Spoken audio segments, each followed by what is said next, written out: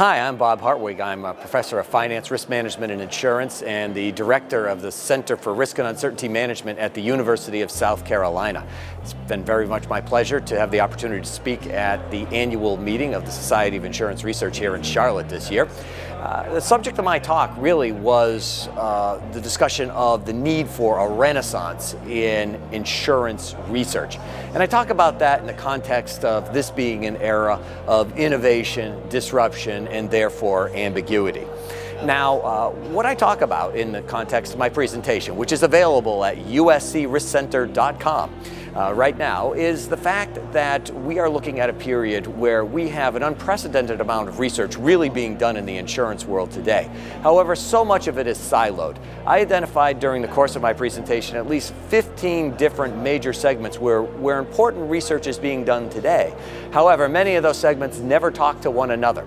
And when we think about that, when we think about this in an era of unprecedented or nearly unprecedented technological innovation, the pace of innovation out there creating a lot of uncertainty, which is also creating a lot of disruption in many markets, including insurance, the inevitable result of that is, again, uncertainty, but which results in ambiguity, meaning which essentially we don't know which way to go necessarily going forward. And we see that time and time again, whether it's with respect to new technologies like autonomous vehicles, or whether it's cyber risk, or whether it's what tools we should use. Is it machine learning or is it artificial intelligence?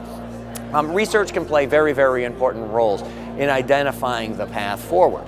And so through the course of my presentation, I try to bring forward those sorts of things along with talking about the insurtech phenomenon and a variety of other factors that I think are important to pay attention to. But ultimately, as a researcher, you have to decide whether or not you are going to be able to test the various hypotheses that are going to move your organization forward in terms of whether your products are marketable, whether they're going to be affordable, what the demand for those products are going to be, or whether or not you're going to be on the other side of that equation, deciding, for instance, what sorts of things are needed. So are you going to be objective or prescriptive?